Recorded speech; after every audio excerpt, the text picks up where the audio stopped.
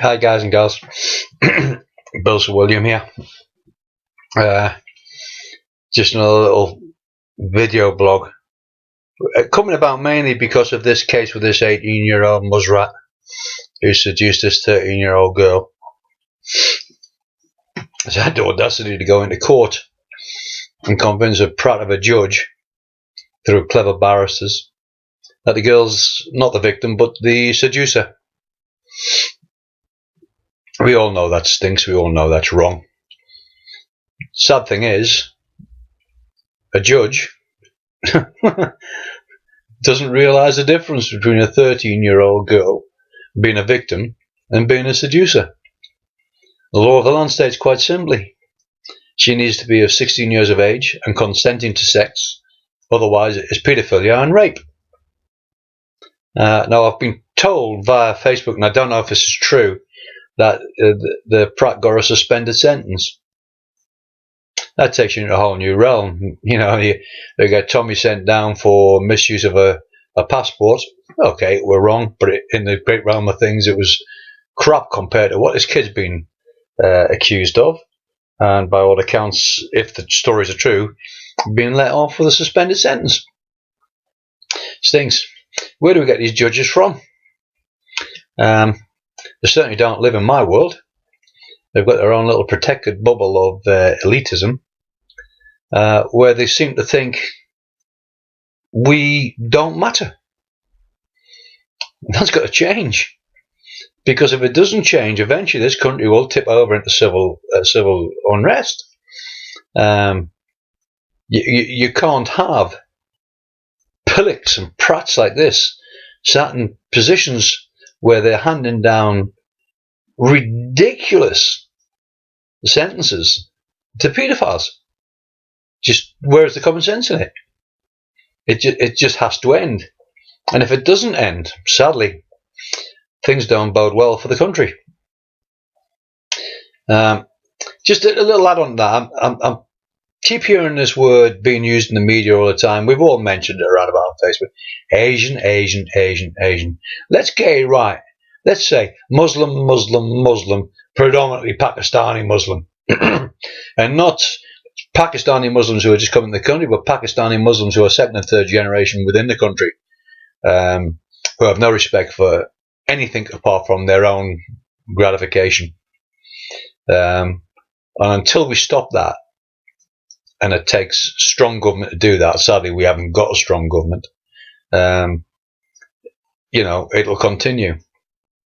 The truth of it is, though, as long as it continues, the EDL will be there.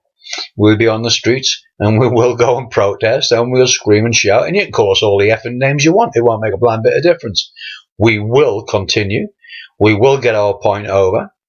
And if you Muslims who say, we're not all bad people, then get off your backsides and get out on the street and say, not in my name, and denounce the guys who are doing this, get them put before the courts, yeah, and then just maybe, and it'll be a big maybe, you might eventually get believed by some of the British public.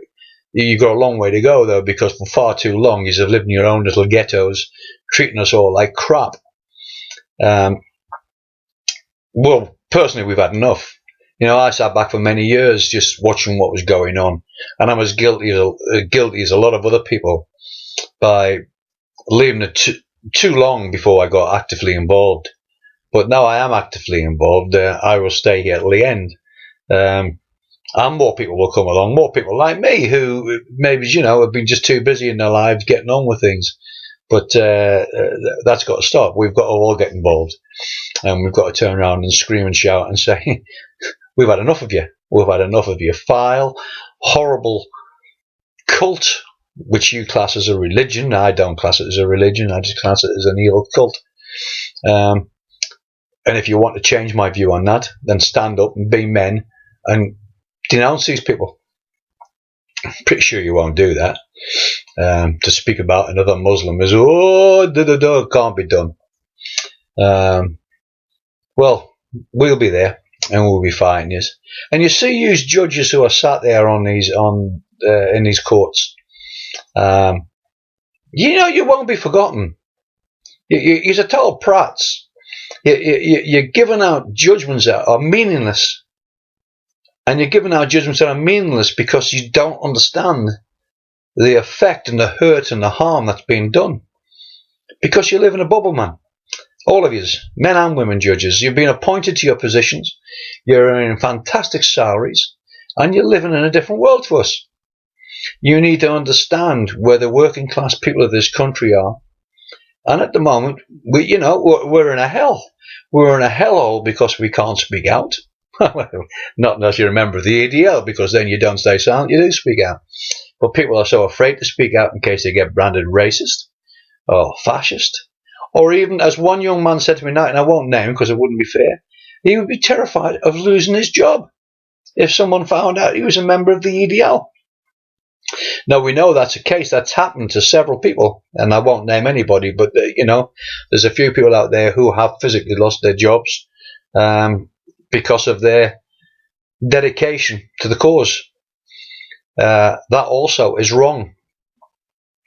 In this country, you have the right to be members of political parties. Not that the EDL is political, but we are a street movement with a cause which we consider to be just.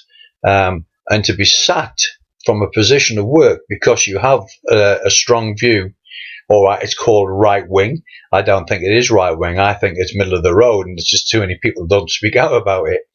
But because you're classed as that, you are penalised in the job market. I watched a bit on on BBC Parliament the other day, where they were talking about blacklists of people against jobs and working, where it's been shown that the police and special services have handed information down to some of these illegal lists to block people from work.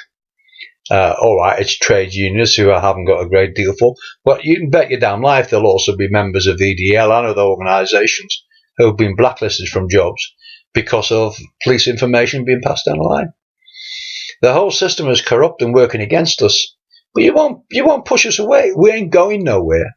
We're going to still keep coming down your road because there are roads as well.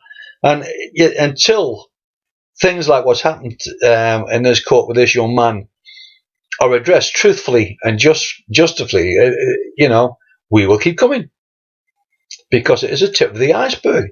And the Sharia law thing, it ain't wanted here. It just is not wanted. I work in a hotel. I shan't name it, but I work in a hotel, and I meet different people every day of the week, and I don't have to raise this subject. You put 3 or 4 people in a room together and let them have a chat, and inevitably it gets round to this subject.